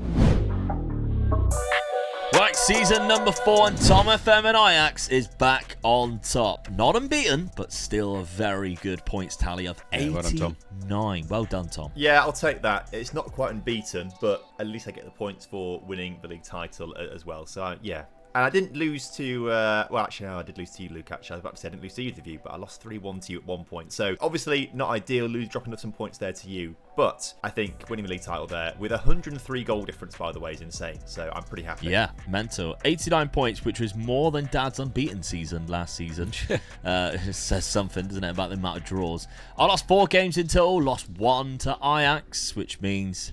Dad, you haven't picked up any points against us. No. However, we have picked up points against you. 2 for Feyenoord, 1 for Tom FM and Ajax. It's cost me the league. So yeah, that's hindered your chances there. Yeah. Profile of the league though, it gets better for Dominic Calvert-Lewin because they only play 34 games in the Netherlands. However, Dominic Calvert-Lewin has picked up the Golden Boot with 46. I'm just laughing. This is insane. I cannot believe the average rating in 8.18 as well. I've never seen the likes of this before. I feel so sorry for Dion Drenna-Beljo. Imagine scoring 27 goals and still being 19 behind the Golden Boot winner. Clean sheets again was won by Justin Bijlo. He's been fantastic for me. Nubel was right behind him with 12. But yeah, somehow Luis Suarez had the same amount of man of the matches, Dad, which is quite impressive. Dominic Calvert-Lewin. Yeah. How he hasn't got as many more man of the matches, just 11 when you're scoring 46 goals. That's mental. Yeah. Carlos Borges again with 23 assists. The guy loves putting things on a plate for Dominic Calvert-Lewin, but it looks like Aguirre, Bidstrup and Magno are all chipping in as well for Tom in what seemed to be a very lucrative season in terms of the goals. If we're looking at the past positions, you were dominant throughout, to be honest, Tom. Final, I stepped up into that second place, and Dad's third dropped down after that, and we just stayed as exactly where we are. Yeah. Average season for all of us, really. Yeah. Goals-wise, as we've seen, Tom did score the most. Fewest conceded was Feyenoord with 27. Speaking of Feyenoord, let's have a look at my competitions and see if I did manage to pick up any other trophies. No. Oh, and it's a very bad season because Tom FM and Ajax have knocked me out of the Champions League semi-final, So which you're means definitely Tom in the final, mate. is definitely in the final, and he might have also won the cup because I was only runners-up in that too. But let's have a look at Dad. Your competition. Was it you who beat me in the cup final? It was indeed. I finally won a cup. Get in. 2-0 against Feyenoord in that cup final. Quarter-final in the Champions League Well, I'm happy by with that. Juventus. I didn't think I'd get that far, so I'm a bit disappointed I've lost to Juventus, but Did I'll Tom tell you win what, it? so all three of us were in at least the quarter-final then, weren't we? Yeah. Yeah, great for Dutch football. Yeah. But Tom FM, has he does done he it? take Has he the done it? trophy home? He does! With a 2-0 win against Dortmund. Tom FM with a Champions Tom. League win. I knew this team was decent with all the money that I spent, but not good enough to win the Champions League. I cannot believe I've done that. I mean, that is insane that this team have done that, and quite comfortably against Dortmund as well. We had 9 shots in their 5 shots. They had none on target. We nullified them really well. They had the higher possession as well. They're 57% possession, so I just can't get over it how we've done. So the route we had through, in the round of 16, we beat Newcastle 3-1. We absolutely battered the Rats of Rennes 7-1 in the quarterfinals. And then it's a ridiculously close semi-final with Feyenoord. I'll get it up on my screen actually, because it's ridiculous how close this semi-final is. It goes to extra time in the second leg, and in the 102nd minute, Luke, you've got the lead there. And then Josep Zatalo scores in the 113th minute to bring it back to 5-5 on aggregate. Facundo Medina then gets sent off with the 115th minute for me, and then a minute later, Brian Brobbery scores in the 116th minute to take the win and win 6-5 on aggregate. I mean, that's an insane game. Imagine actually if that was real. Imagine that. That is just insane. Oh my god, that would have been clipped as one of the best semi-finals of all time. What a thing for Dutch football as well. Unbelievable. But yeah, you got the better of me on the night, mate, and went on to lift the trophy. And you get 2 points, of course, for beating me in one of the fixtures and knocking me out as well. So I'm huge, delighted by that. huge. And we got to the semi-finals of the Dutch Cup as well. We did actually lose to you in the semi-finals of the Dutch Cup, which is frustrating. But yeah, I'll take a Champions League over that any day. Yeah, fair play to Helmond Sport, by the way, who got to the semi-final there, who are in the 2nd or 3rd division. Done very well. Have some crazy kits. I love that home kit. Yeah. The gradient of black and red there. But yeah, that's a couple of points there for me salvaged in the Dutch Cup, but Tom definitely picks up a lot of points this summer. Yeah, you got the big one. This season because of the 2 big ones, the League and Champions League. All of us picking up some good points this season, though. Let's have a look at Tom's squad and see how many goals Dominic Calvert-Lewin got. 64 in 47 games. This is just stupid. Dominic Calvert-Lewin is not this good. I don't care. There's something broken in the game here. There is no way he's scoring six. Right, I need to see if he's won the Ballon d'Or at this stage. Surely not this Next season. season At least. he might have. Oh my word! I can't believe that. I'll tell you what, he'd be so disappointed if he didn't, would he? Oh god, yeah. Imagine getting that many goals. He was the league and goal scorer in the Champions League with 15 as well. Yeah, he was. Exactly. So he should have won the Ballon d'Or for this season. Yeah, just the achievement alone for Ajax as well. Obviously, not being the most dominant European side as they are, but that would warrant enough for Dominic Calvert-Lewin to win the Ballon d'Or, which is something I never thought I'd say in a video. Yeah. There we go. And he's still only got 22 caps for England. I don't think he's played for England since he signed for me either. Oh, mental. He wasn't the only one who had a great season for you, though, Tom. Talles Magno, Sudakov, and Carlos Borges, who had 47 goal contributions in 40 games. Yeah, he's been insane. He's just gone under. I didn't expect him to be a big part of this team. I didn't think he'd ever really be part of the rebuild, looking at the team when I started this save off. So, yeah, so impressed by him. Magno finally coming into his own. As soon as he brings someone in to actually challenge him a little bit, because Brian Greaves did pretty well there with 11 goals and 16 assists. But yeah, Magno has decided to now step things up. Now he's got some actual competition and has delivered well. Solid season from you, mate, and you got £40 million to spend in season number 5 as well. So a nice little budget. Dad, let's have a look then at your statistics. We've got 28 goals there from Luis Suarez. Malik Tillman, arguably the best season for you, though. Yeah. Great average rating. 21 goals, 15 assists. I'm pleased really with the amount of goals that was sort of shared around as well. There's a lot of players there scoring a lot of goals. Veerman's still doing it for me as well. Yeah. So, yeah, really pleased with that season, really. Cracking player he is. But again, for the third They're season not in a gonna row, support me though, are they? I mean, I'm winning. minus I'm 10 million. I'm bloody winning leagues for them. I'm winning cups for them, and they're still screwing me up. What's the matter? Because you got £37 million in the Come bank. on, I got one season left. You should have given me some money to sort That of make is up a bit of a challenge. Harsh. Very harsh indeed. But let's have a look at my Feyenoord side. 40 goals for Beljo, who's very much still living in the shadow of Dominic Calvert-Lewin, despite having a great season. Rookie numbers. Yeah, that's it, yeah. Marmoush putting in 29. Mateus Sule, 20 and 16 as well. So some good seasons there. And Yilmaz, who I brought in at left-back, 17 assists, I'm happy with as well. But I have also been given a minus budget of £11 million. So, yeah, I don't know what Feyenoord board is up to here, but we've got £119 million in the bank, and they are giving me a minus £12 million budget, and only 80% of the transfer revenue. We've been screwed over here, haven't we? That is Tom, absolutely have you got abysmal. connections, mate, that we never knew about? I refuse to divulge any of that information. That is crazy, because I don't even have any debts or loans or anything. So, all right, season number 5 is gonna be a massive one. You do not want to miss this, because here is the points going into the final season. Omega Luke got 5 points, Dad with 4, but Tom FM got 14 points, meaning the total scores after 4 seasons are Omega Luke with 26, Dad with 16, and Tom FM also with 26. Well, going into season number 5 then, joint Tight. points very tight at the top, with Dad trailing 10 points behind, but we've seen if you win your games against each other and you pick up a couple of trophies, anything can potentially happen. We are now in season number 5, so if you are part of the season 5 crew, let us know down in the comment section. We really do appreciate you making it this far. But let's have a look at this transfer window. Of course, I had to cash in on some players if I wanted to bring anybody in, and I have done that. Omar Marmoush has gone to Al Nassr, £36 million, letting go of the 28-year-old after he had pretty much one average season for me and one very good season for me, so happy to do that. And Fausto Vera, I was a little bit apprehensive of letting him go, to be honest, but there was a couple of players that I thought, right, I could replace him with this man. So £40 million going out for Fausto Vera is not too bad, and that is because of Nicholas Seevald coming in for £15 million, who I think is very similar type of player and play a similar role in my side. So that's allowed me, of course, to sign some extra players and bringing in some free transfers from the Premier League. Nonetheless, we've seen how well it's worked for Tom, so I've brought in Mateus Cunha, who stayed at Wolves for the first 4 seasons and has finally decided to leave, and I have got him on a free transfer. Of course, he plays centre attack midfield, but up front as well. Not enough people use him up front. I've used him in the past up front, and he has actually been very good, so I'm hoping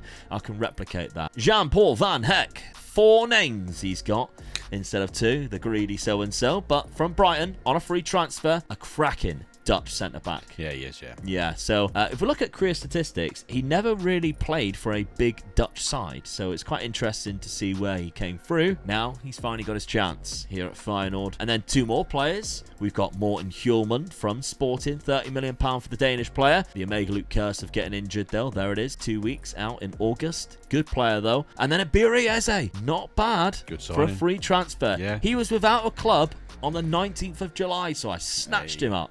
Yeah, just won the best trophy in the world. Yeah, the I do. FA Cup. Yeah, Yeah. congratulations, Scored the Crystal goal Palace. as well. Yeah, congratulations, Crystal And Palace. Abiri Brilliant Eze. result. I was really much enjoying that result. Yes.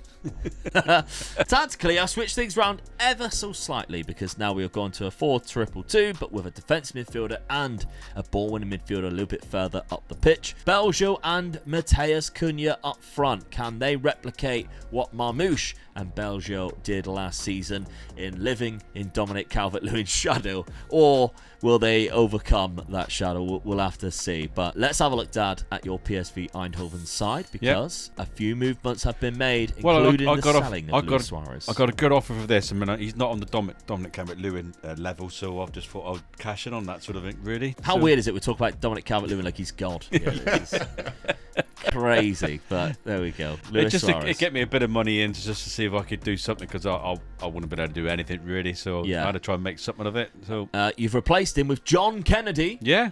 who is Brazilian, by the way. All right? Of course he is. Yeah. If you couldn't gather that by his name, obviously he's Brazilian. John So Kennedy. that's my replacement, so I'm quite happy with that. He's quite good. Hopefully Cheap as well, £11 million. That's a good price for that, so yeah. From Dinamo Zagreb, And though, this is probably where I spent million. all my money on. This Luka guy here. Vrancic. Good, strong sort of midfield player as well, yeah. So hopefully he'll supply the goals, or supply the ball for the strikers to score the goals. Yeah, he's very good going forward. Yeah, he is, yeah. And then finally, we got a loan signing, obviously, after selling Luis Suarez. That was part of the deal, I think it was, yeah. It was sort of definitely. I'll give you Suarez and you give me a bit of a centre-back that I needed, so yeah. Left-sided one. Yeah.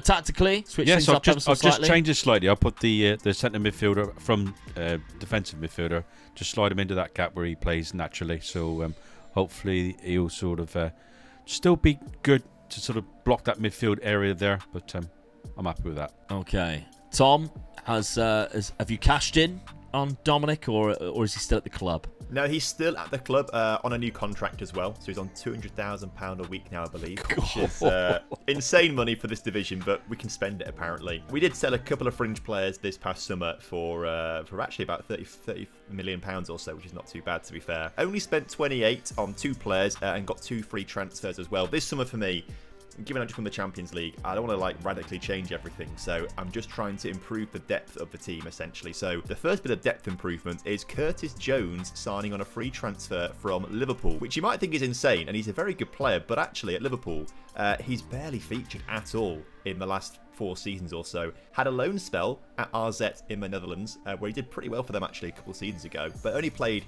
4 times off the bench in the Premier League last season for Liverpool, and they let him go at the end of his contract. So I thought, yes please, you can sign for me. So in he comes. Bradley Locko signs on a free from Brest. Had to have a backup left back because we lost Owen Windle. He refused to sign a new contract because he was just stuck behind Jarell Harto, so had to get a new backup left back in, and Bradley Locko was available on a free. So in he comes, which is great. Wanted to just improve the depth at the ball-winning midfielder role, so I signed Santiago Heze from Olympiakos over in Greece. He won't start for me, but he's going to be a good backup to Mads Biestrup. And then whilst I was looking through their team, I noticed a young striker, Costa Luas, and he actually looks like a very decent young 20-year-old striker, and he's done pretty well for Olympiakos. He's got 14 finishing, 15 composure, 16 dribbling, 17 first touch. He's pretty pacey as well. So if Dominic Calvert-Lewin for some reason gets an injury or is suspended or just isn't playing very well for some reason, I think this guy actually could come in and do a pretty decent job. So again, they're all sort of backup players, but they do bring up the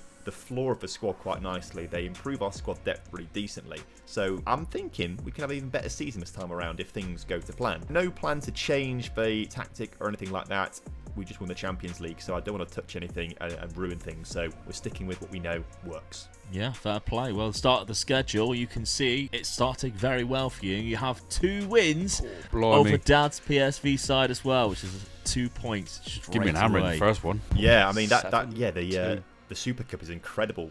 Dominic Calvert-Lewin with a hat-trick already, so he's showing that he can keep scoring goals. But Costa Luas also his name is everywhere, by the way. Oh, it's he's insane. scored in every game other than Sparta Rotterdam. Yeah, he's having a great start already. He's played 4 games, 1 off the bench in the league, and got 6 goals there. So 10 already in 6 starts and 7 appearances in all competitions. So he's off to another great season.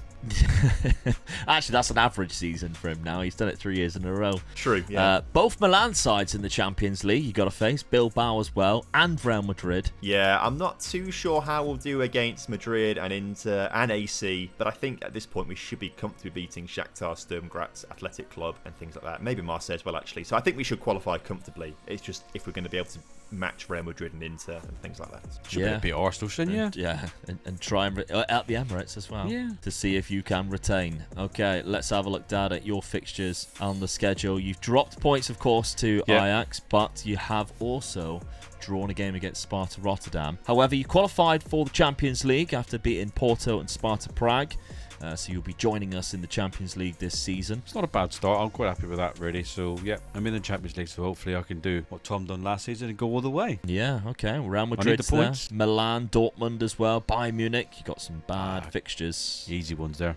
Oh, fair enough. Confidence, I like it. Schedule for Feyenoord. We have started the season with a draw at Pexwold, but the rest of the fixtures are all wins. Haven't played anybody massive as of yet. Nice little 5-0 to kick things off. 2 4-0s as well.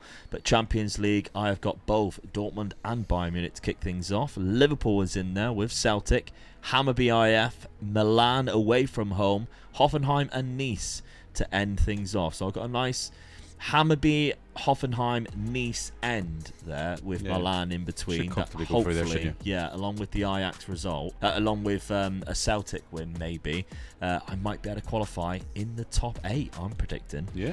If I get those 5 wins, we'll see. Tom, you've just overtaken me if we're going by live points after those 2 wins against Dad.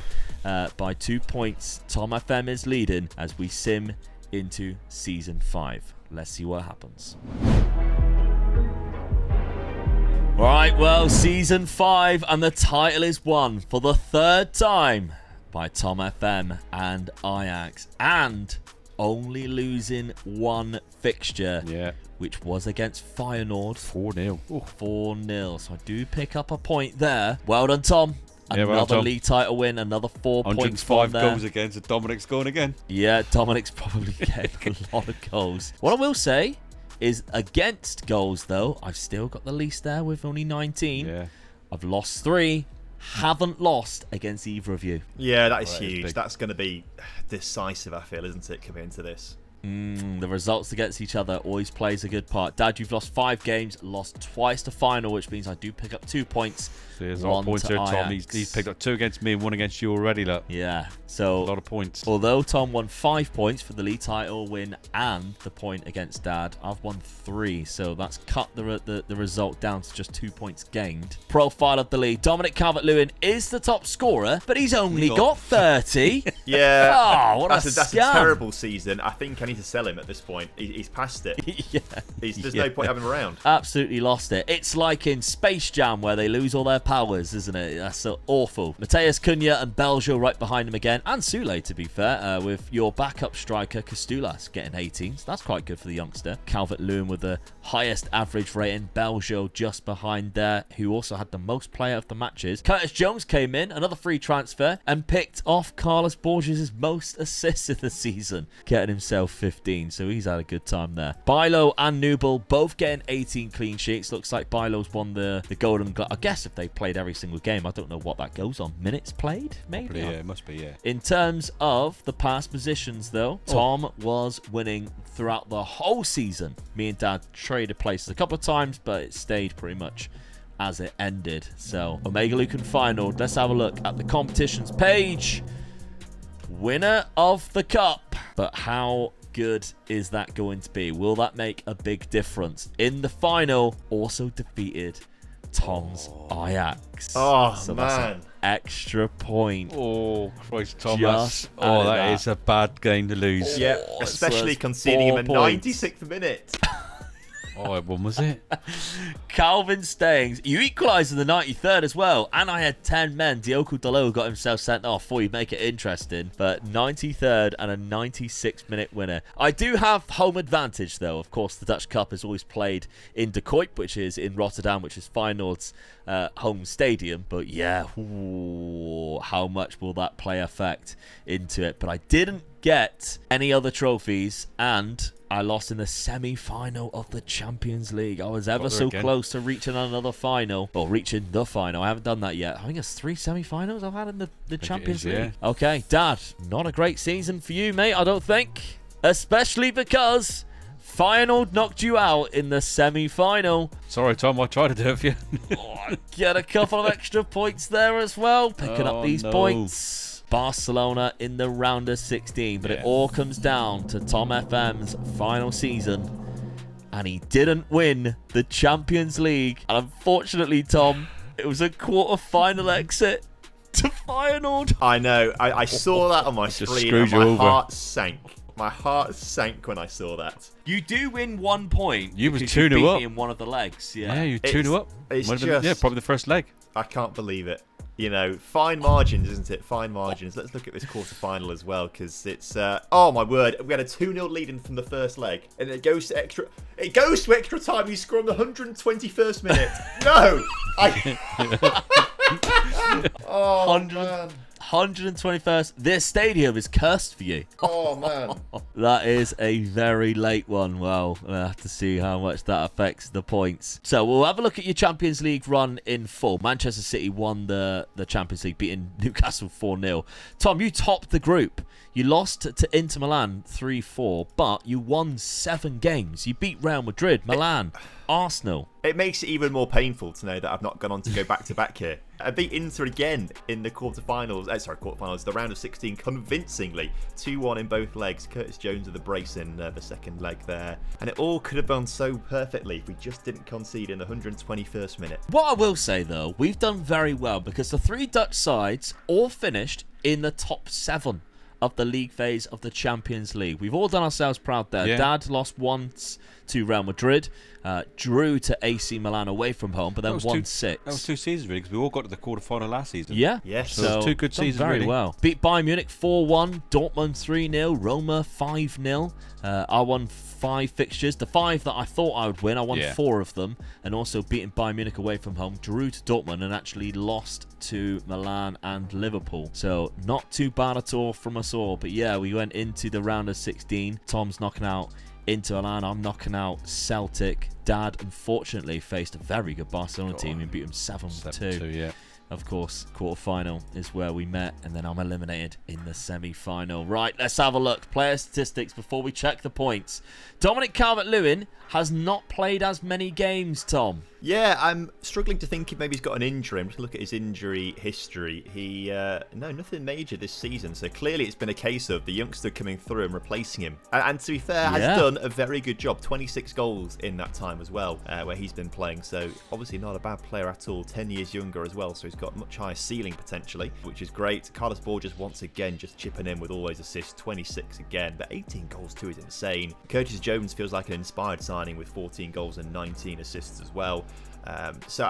One player that's let me down, I feel, is Jarell Harto. He's never quite really got into this. You know, he's always meant to be like the big wonder kid, but he's never really been up there in terms of assists or anything like that, compared to the fullback on the other side, for example, and things like that. So I did notice his value was above 100 million for 3 seasons. I'd have sold him. Yeah. I mean, maybe I should have done based on all of this. I just always had the faith that he'd always just turn in. I think in Football Manager he's got an insanely high potential ability. Maybe I've had a bad look of the dice here and it's not been quite so high. Low professionalism kind of thing. But yeah, I think, you know, I can't complain too much about all of that, really. Well, I can, because he's got 20 less goals than last season, Dominic Calvert-Lewin, so I can complain. Yeah, but he came off the bench 19 times, so it was 19 games that he might have started. Could have been an extra 20 goals. That's true. He didn't win the Ballon d'Or either. I did check that. First thing I did was check that. It wasn't even top 3, so he wasn't considered. That is crazy.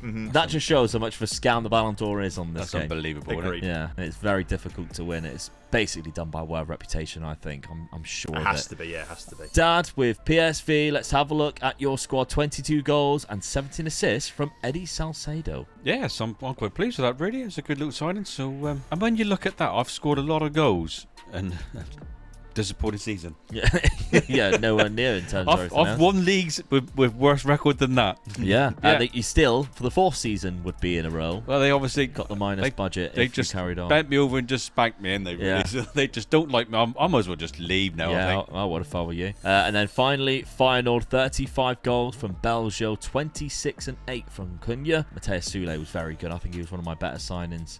Alan Velasco also chipped in with quite a good season as well. Actually, he was given a budget this year with £31 million. But it's all down to the points. So let's see what happened.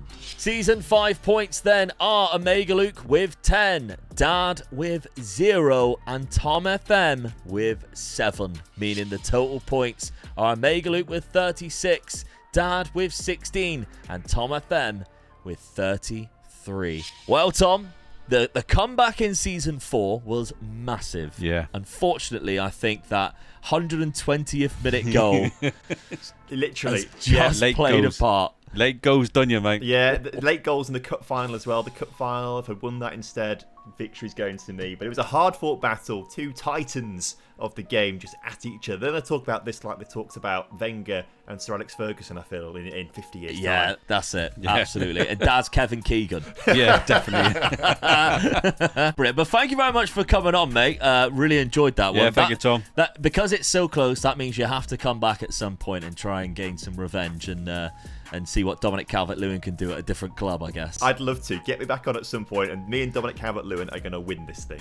Brilliant. Well, thank you very much for joining us, Tom. Make sure you're checking out Tom's channel. I'm sure you've gone over and seen a few of his videos at the very least and loved exactly what he's doing, because he's always smashing it, including your Champions League stuff. Have you managed to get yourself a ticket to the final yet? As it stands right now, the answer is no, not yet. But I'm still trying, still working on it. Well, best of luck, mate. I hope you manage to get there, because I've been enjoying the videos to see all the different atmospheres that you've been going to. It's been great. You've had a bit of luck going, mate, haven't you? Yeah. Yeah, the games you've been to. We've been to some really good games, almighty. yeah. Particularly, excuse me, the Inter Milan Barcelona semi-final. Oh, wow. That was just insane. That was insane. Yeah. Because one thing about the Inter Milan stadium is the metro afterwards is just rammed. It's horrible to get out of. So when it was like, 92nd minute, we've got 2 or 3 minutes at a time. I'm thinking, right, I'm going to just start making way towards the exit now in case anything. You get out quickly and get to the metro. It was pissing it down with rain as well. And then suddenly, as I'm just about to get up, Inter score the equaliser, goes to extra time. It was pandemonium. It was amazing. Love that, mate. Well, thank you very much once again. And again, yeah, we're going to have to bring you back on and see what happens. But thank you for watching. Make sure you are subscribed to the channel. Let us know if you did manage to get to season number 5 and you're part of the season 5 crew.